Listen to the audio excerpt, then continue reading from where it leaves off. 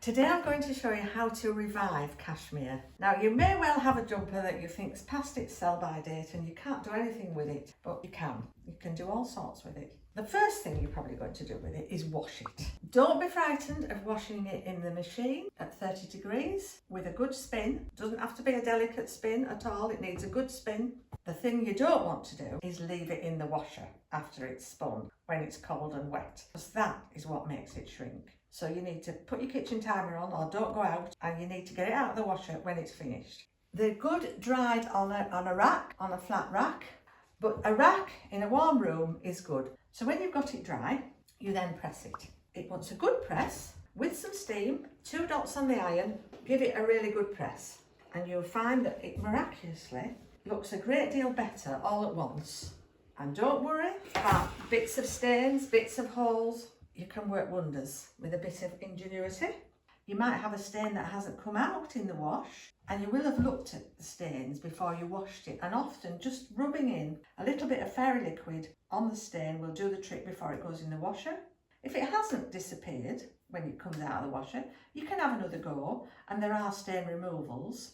And if all else fails, you can add a little patch. This jumper might have sleeves that are worn, they might be very worn. You might chop them off for a tank top, or you might put an elbow patch on.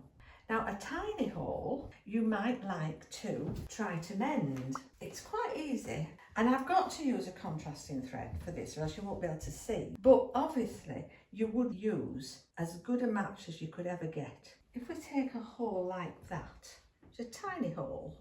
I think a hole, it depends on the jumper and the quality of it. A hole like that I think would want a patch, but that certainly would mend. Get much bigger and you'd probably want to put a patch on it. So from the inside, I would just anchor it in. And again, you are going to see this because it's red, but at least you can see what I'm doing. Just putting it through to anchor it. That's it. Now then I've got it anchored in. Now I'm going to go, that's on the wrong side. So now I'm going to go through to the right side. Within the stitches of the jumper itself, within the knitted stitches, I'm just going to go around the hole, right around it, taking tiny weeny, just catching the stitches in.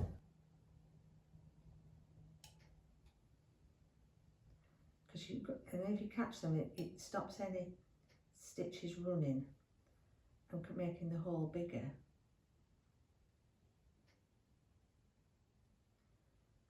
And then I'm going to draw it up. So you can already, even with the red thread, you can see how that hole, that's quite amazing actually, how that has closed up, and you can hardly see the red thread. So you wouldn't see the thread that was green. Now I'm going to put the needle back through, and then I'm going to see that it's finished off on the inside. So just to reinforce it, I'd probably just pick up it again, but I'm hardly going through. I'm sort of doing the same thing, going back round there, that hole's closed up.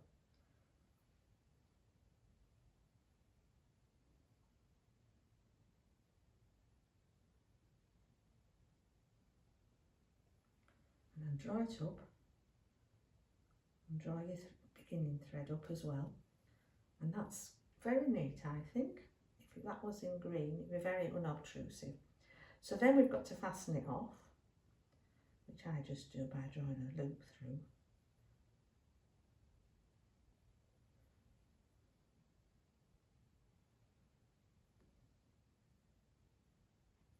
And then chop it off. There you are. That's a little hole mended. So you could do several of those. Now the other thing you might need to do is a bit of de-bobbling. Usually on something that's got holes in it and things, it's been well worn, and de-bobbling often around here, you get bobbles, people get them in different places. It sort of depends what they do really. Got a Phillips de-bobbler, just a little handheld one with batteries. They're very useful. Just slide it over the bubbles, the bobbly area, and you will see that there's a bobble. It's gone, disappeared as if by magic. I'm doing this quite lightly. I'm not pressing it on because you don't want to wear your jumper away. You'll find that you've then got all your de-bobbles. The other place that quite often needs attention is under the arms. Quite often the seams just come apart, and you can actually just sew those up with a running stitch, or you can do a small zigzag on the machine. Now this hole is not on a seam. That would probably mend in the way I've just mended the other hole. Or you could put a tiny weeny stick-on patch. Put some Bondo web on the bigger piece, and then before you've taken the greaseproof backing off, just curve it into a circular shape. So press your little patch on. You can do it without sticking, but it actually, if you do have a bit of sticky, a bit of the Bondo web, it makes it easier because it holds it in place while you're doing it. Just get anchored in. Take a thread of your garment, and then onto your patch, and a thread, then onto your garment, and a thread, and back onto your patch. That sews your little patch on. Then from the outside, you're only going to see tiny green stitches, and your hole is patched.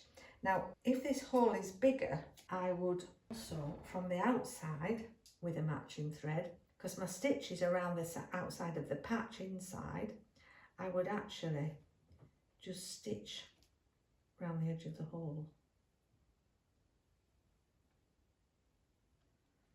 to catch those loose ends in. So I'd go into the patch and back up to the edge of the hole on the garment, into the patch right away, back up to the edge of the hole on the garment. That's quite a durable little patch. And if you do them when they're little, that is the key as well. So don't let them develop into huge holes. Do them while they're small, because it's a lot easier. And if you get a great big hole, it's possible, but I think that's another video. You will find that if you've de-bobbled, mended your hole, put a patch on, you've about got there with your reconditioned jumper.